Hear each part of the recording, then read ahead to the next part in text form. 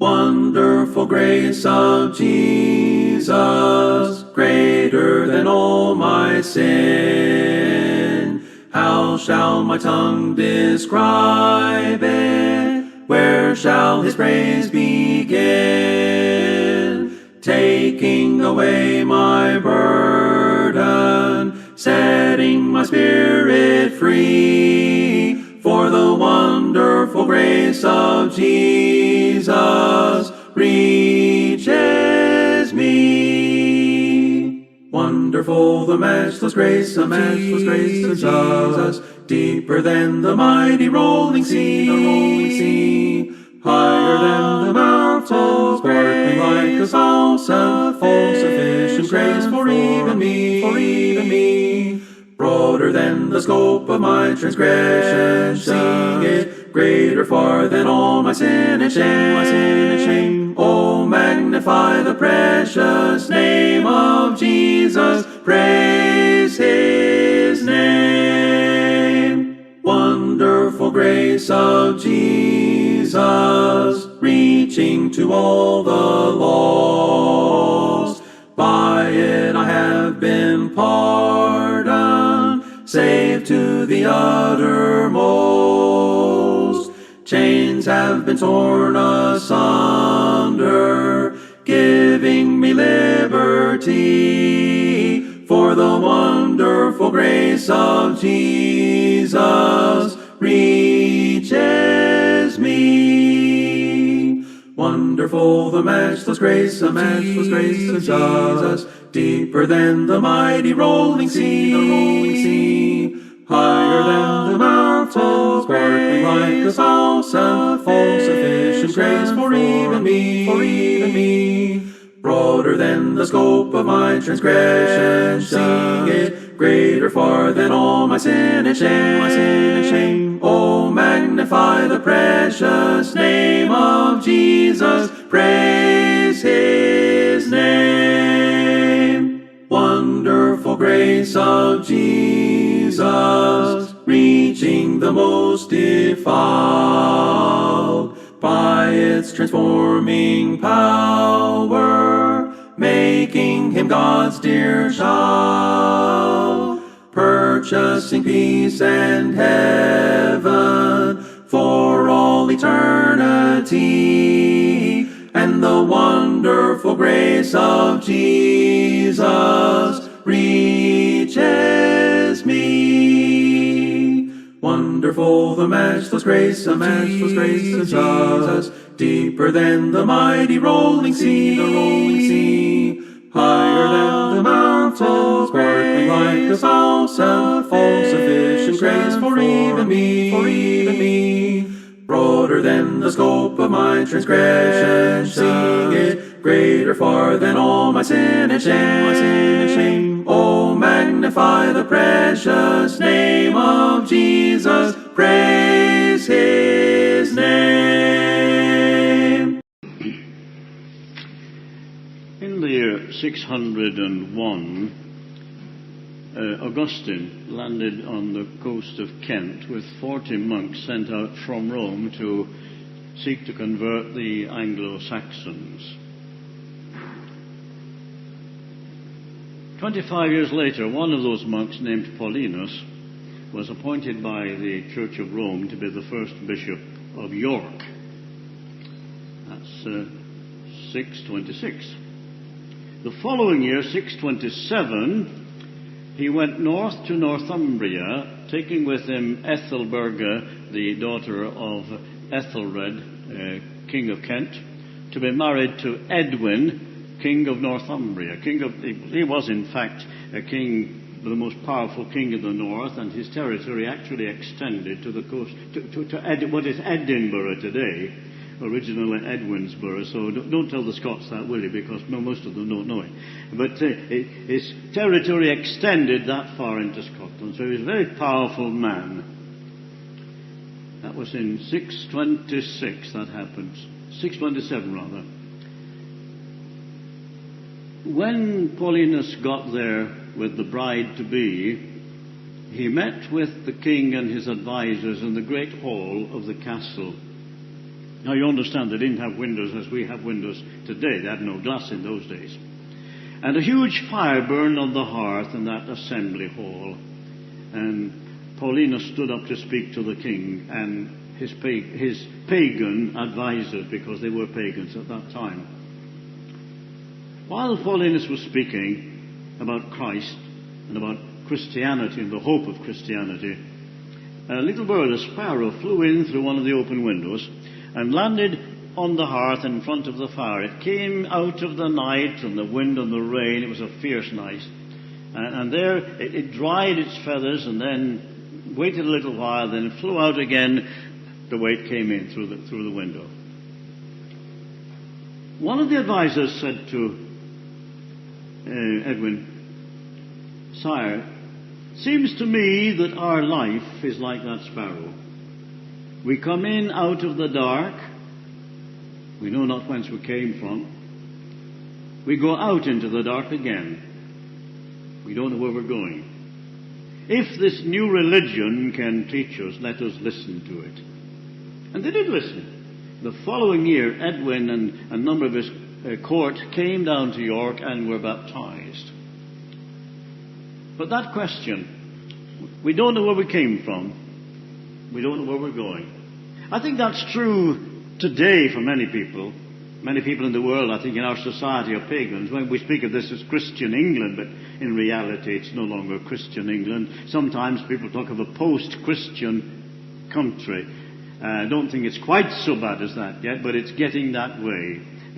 Church membership and church attendance is on the decrease all the time, as you very well know. And there are many people who, if you were to ask them where you come from and where you're going, they couldn't tell you. Of course, it's not a new question anyway, is it? This morning you remember that Tony spoke about Job, mentioned Job. The great question in the book of Job is, if a man die, shall he live again? And that's been the question all down the ages. The question even today in the minds of many people. Now, where do you find the answer to that? And is there a hope after this life? Well, if you turn to the great religions of the world, I think you're going to be very disappointed. The theme tonight is going to be heaven, if we ever get round to that. But take the Islamic faith. Now, the Islamic faith has very little to say about heaven.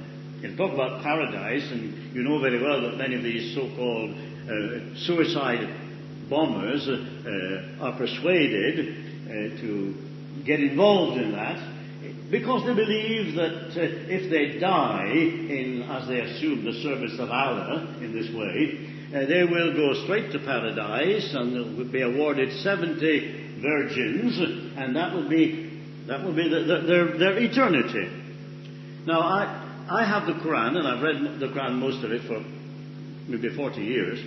I'll tell you this, Surah 56 in the Quran speaks of paradise, where the saints, and by the word saints it means the men, not the women, the saints recline on green couches and are supplied with an ever-flowing goblet of wine which does not intoxicate, and they may eat whatever of birds they desire, and they will be served by huris, that is,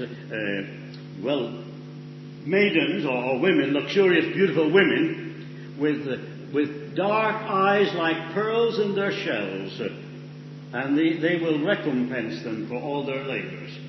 Now, that is what the Quran says about the life to come and about the paradise that Islam holds out. It's the kind of paradise which undoubtedly, in the time of Muhammad, would appeal to the Arabs of the Arabian deserts, where anything green, well, that was to be treasured. Green is still the sacred color. There's not much green in the desert, believe me. And consequently, the kind of paradise depicted by the Quran and by the Islamic teachers is the kind of paradise that would appeal to the wandering tribes of Arabs in those days.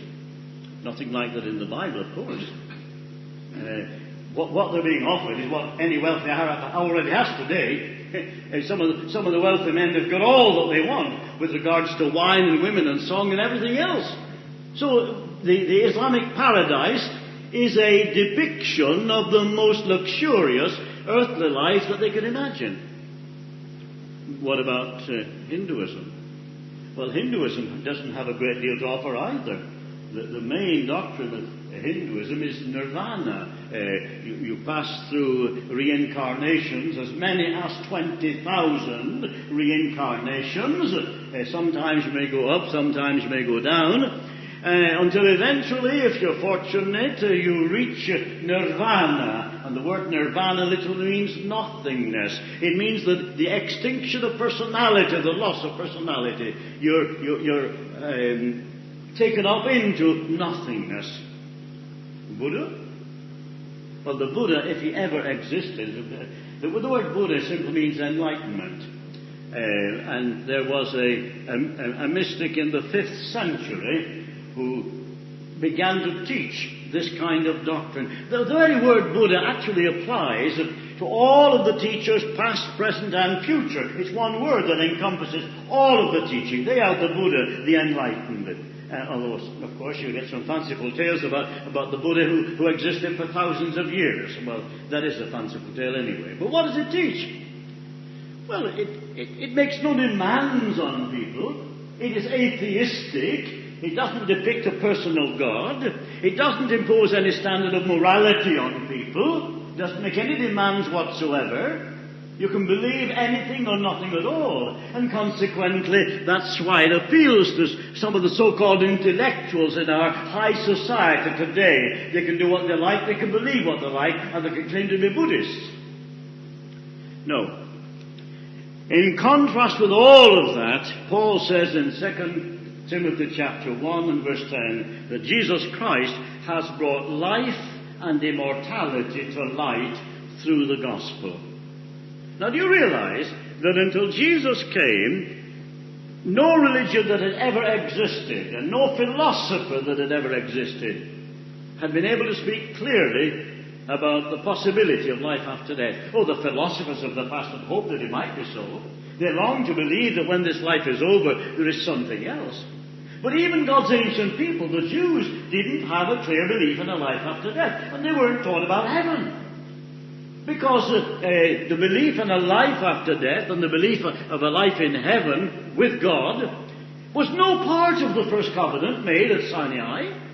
The whole of the first covenant had to do with life on this earth. And the blessings that were accorded to those who were righteous were physical, material, earthly blessings. If you read, for example, Psalm 37, where it speaks of the righteous shall inherit the land, the righteous shall inherit the earth. 6 times that phrase comes out. The reward given to the righteous was longevity on this earth in the land that God had designated for his people. That was the land of Canaan. Now, Tony mentioned this morning this philosophy that the comforters of Job brought to him. They said, putting it very bluntly, very simply, you must have been a terrible sinner that you're suffering so much. You know, they weren't unique in that at all. Because the ancient philosophy was that if you did good in this life, you were blessed. If you did evil, you were punished. Of course, it's a wonderful philosophy if it worked out like that. I'd like to see it working today. I can think of a lot of people who would be, well, from my point of view, well treated if they got what they deserved. But you know as well as I do that it doesn't work out like that, does it? Very often the righteous suffer, and the wicked seem to prosper. That's why we sometimes imagine, well, no, we don't imagine, we know that human law fails.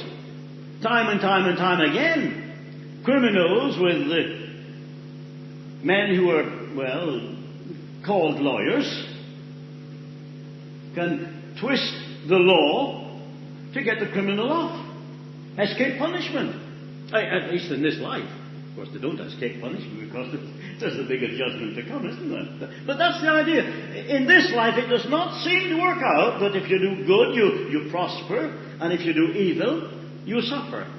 And they weren't so stupid in Old Testament times not to see that. Psalm 37 is where it talks about the righteous shall inherit the land, shall inherit the earth. You'll be blessed, and God will give you your heart's desire. But turn those figures around, 37, 73. Look at Psalm 73. You'll find that in Psalm 73 the psalmist said, as for me, my feet were almost slipped. I was appalled at the prosperity of the wicked. He said, there are no bands in their death, but I stand out with fatness. Huh? He said, they have whatever they want. He said, as for me, I wash my hands in innocence. In other words, he said, I thought I was wicked and I went to get myself cleansed. But when I look at these folk, I see what they're like. And he goes on to talk about the prosperity of the wicked. And then he said, it was too much for me until I went to the sanctuary. In other words, until I went to the place of worship, to the place where I meet God. There, he said, then understood I their end. In other words, he says, I didn't understand what's happening with all these wicked people in the world until I went to see from God's point of view. He says, no, he said, surely it is they whose feet are set in slippery places. He says, and he was ashamed. He says, now my eye seeth thee, I abhor myself, and I repent in dust and ashes. In other words, the writer of that psalm, Psalm 73, says, I couldn't understand why the wicked seem to prosper, and in spite of my attempts to be righteous, I suffered. They seem to get everything. I didn't understand it until I went to the point where I could see it from your point of view, and I saw them as you see them, and I see what's going to happen to them eventually. And I'm sorry that I ever doubted you or questioned you in that way.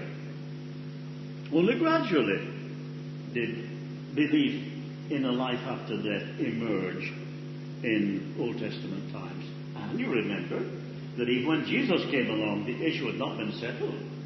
Because you had the Pharisees and the Sadducees. And they were irrevocably opposed to each other. The Sadducees, well, the Pharisees. The Pharisees did believe in a future life. They believed in angels and spirits. They saw so far, you see. The Sadducees didn't. They didn't believe in angels. They didn't believe there was anything. They were the materialists of the age. They were the ones to whom you'd go for your stocks, for advice about your stocks and shares, if you had any in those days. They knew how to make a penny.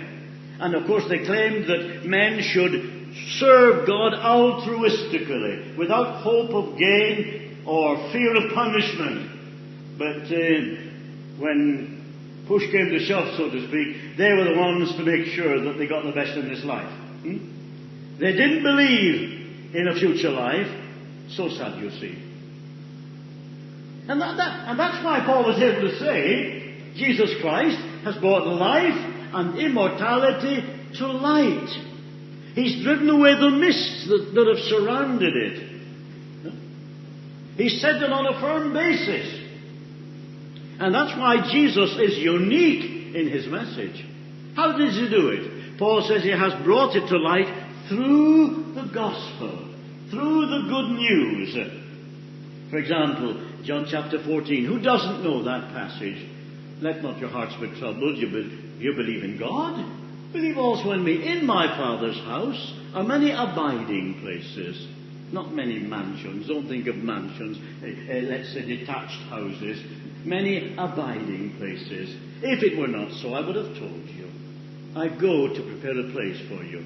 And if I go and prepare a place for you, I will come again and receive you to myself, that where I am, there you may be also. And taught them to pray, Our Father, who art in heaven. He said, no man has ascended up into heaven, except he who came down from heaven, even the Son of Man, who is in heaven. You remember too, on that great day of the Ascension, the angels who stood by as Jesus was taken up out of their sight said, Ye men of Galilee, why stand you gazing up into heaven? The same Jesus whom you saw go up into heaven shall so come again in like manner. Paul says in 2 Thessalonians chapter 1, verses 7 to 10, the Lord Jesus will come in flaming fire with his mighty angels, taking vengeance on them that know not God, who shall be punished with everlasting destruction from the presence of the Lord and from the glory of his power, when he comes to be admired in all them that believe on that day. And he's going to will descend from heaven, and he'll take us with him. What about the case of the story? Well, is it a story? The rich man and Lazarus? We sometimes say it's a parable. The Bible doesn't say it's a parable.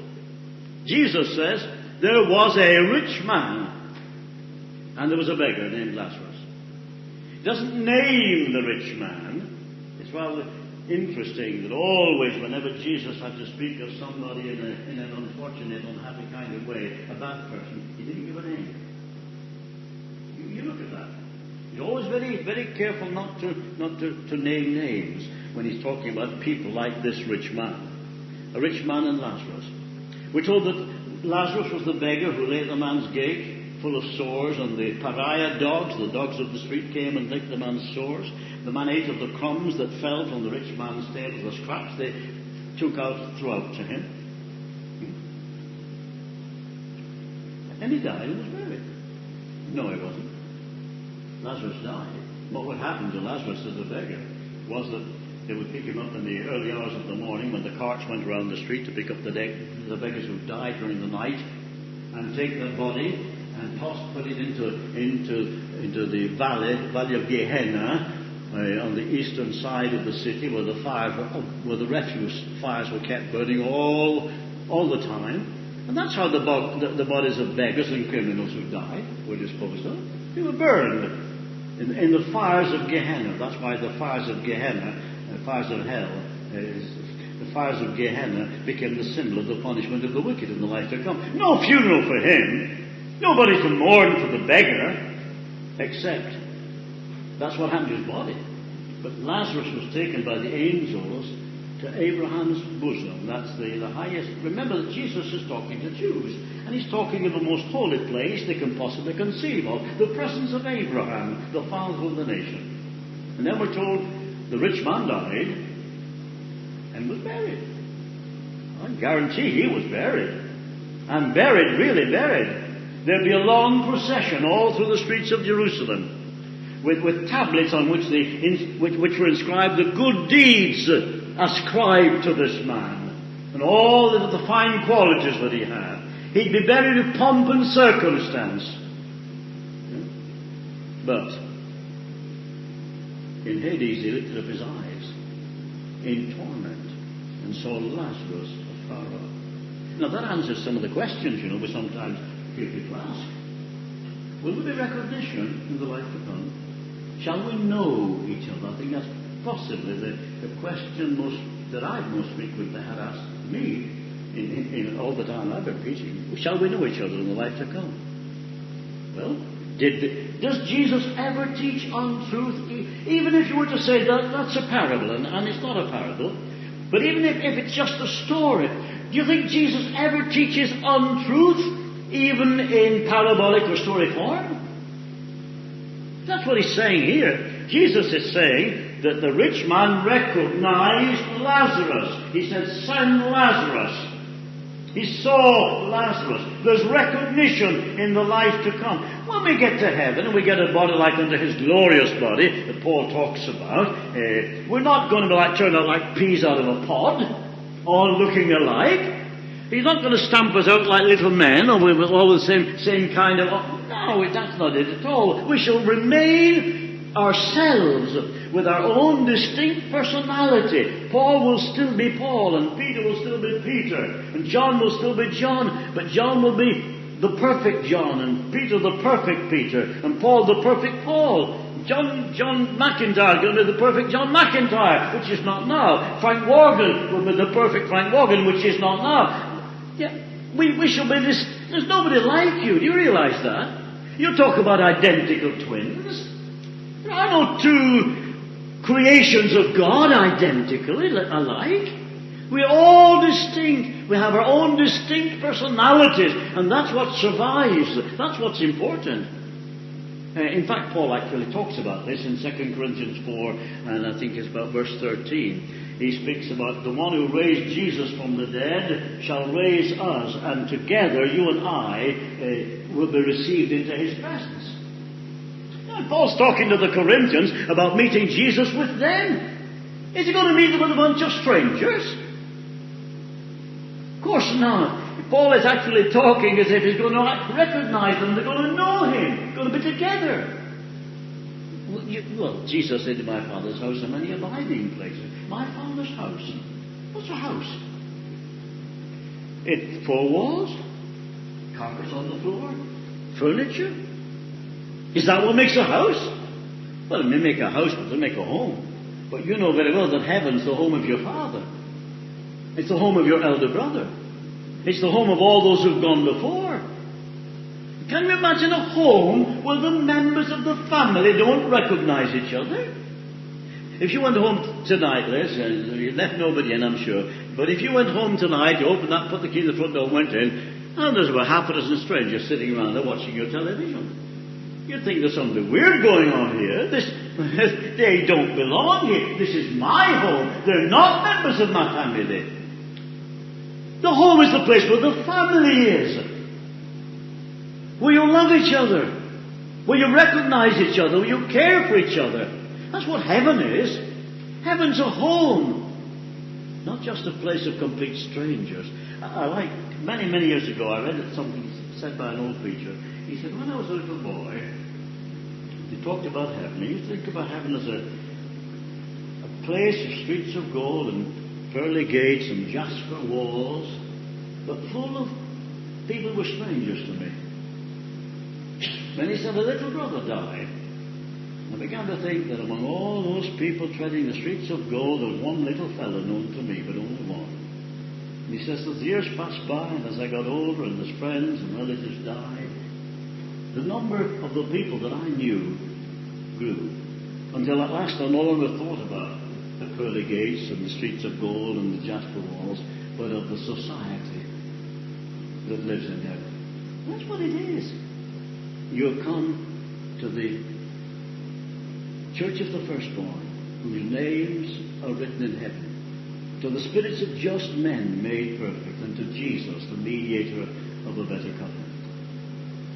Now, I mentioned a little while ago that the Jews had no idea initially of an afterlife of home in heaven, such as we believe in, as we know. But there were some who did. They're the men whose names are mentioned in that beautiful chapter, Hebrews chapter 11. You know, chapter, the roll call of faith. By faith, Abraham. By faith, by faith, by faith.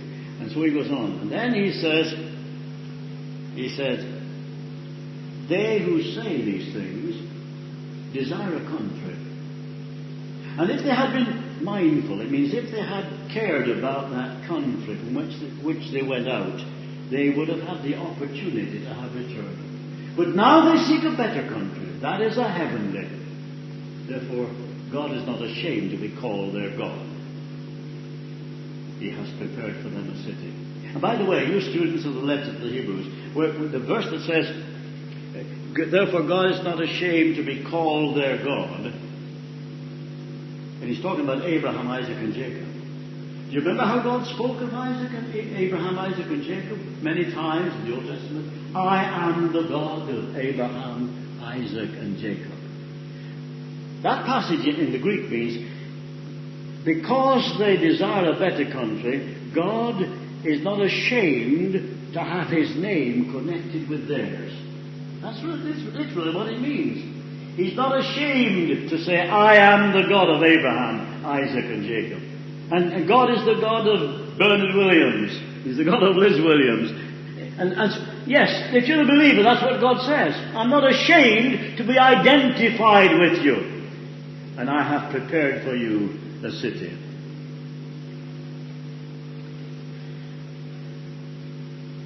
I mentioned John chapter 14, where Jesus speaks about his Father's house.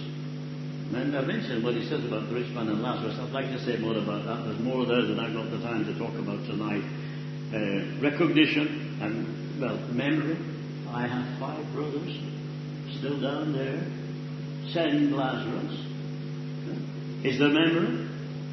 Do you suffer from amnesia when you get to heaven? Of course not. No.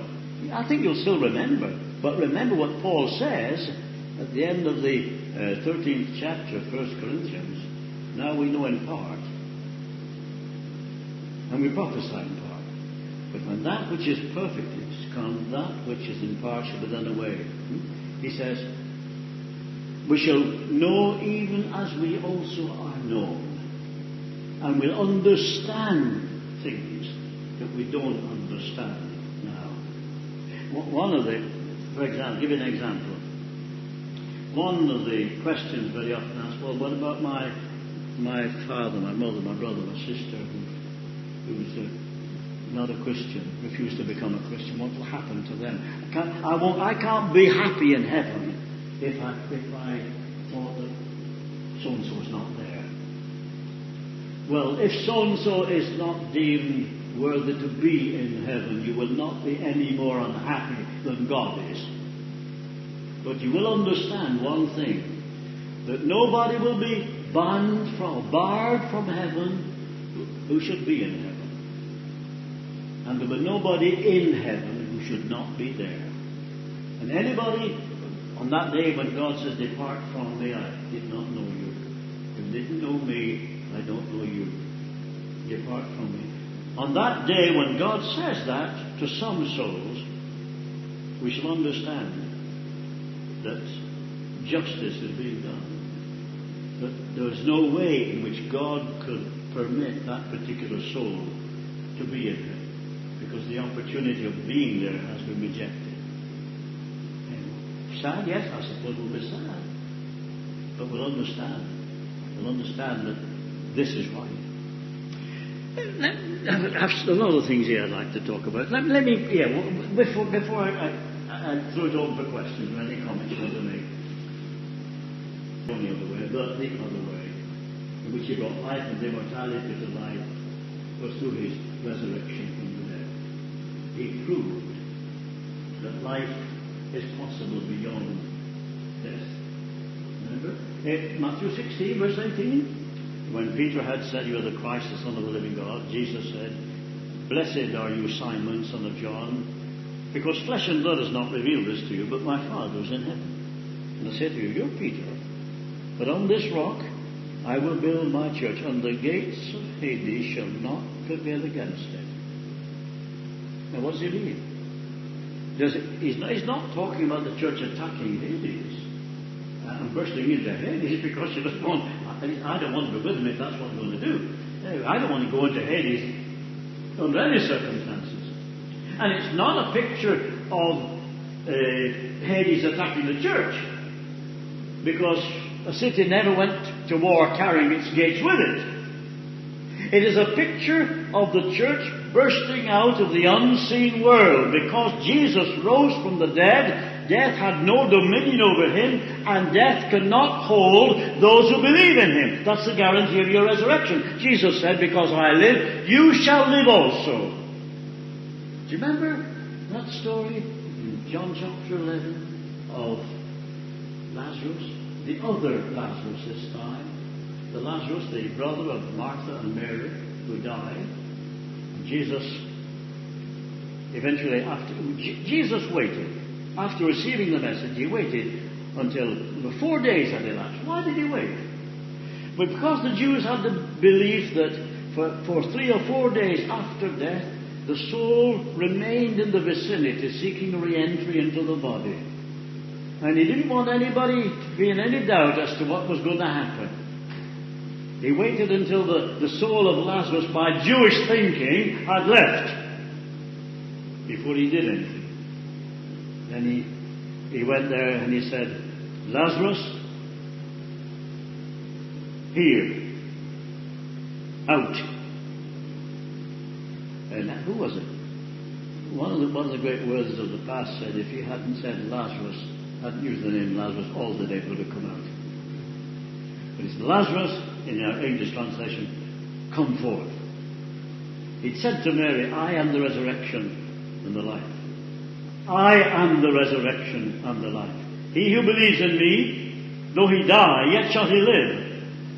And he who lives and believes in me shall never die.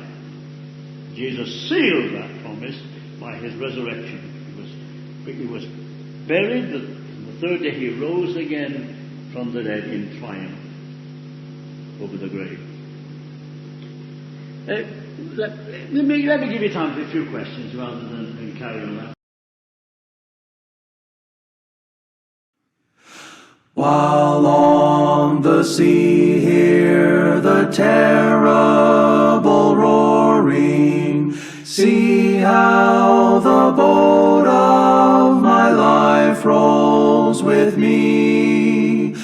In fear of death and in deepest of anguish, Lord, hear my prayer, watch my soul on the sea. Save me, O merciful Father, forgive me, how as my life with its ending I see. My youthful strength has been spent in the battle. Lord, now I beg you, have mercy on me. I have no strength left to aid on my journey. Help me to reach that fair land past the sea. Help me to travel to my native country. Lord, now I beg you, have mercy on me.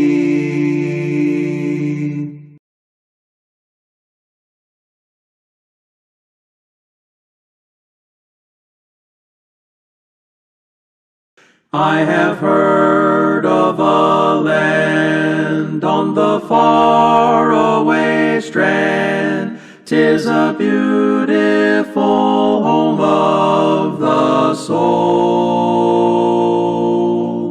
built by Jesus on high, where we never shall die. 'Tis a land where we never grow old. Never grow old, where we'll never grow old. In a land where we'll never grow old.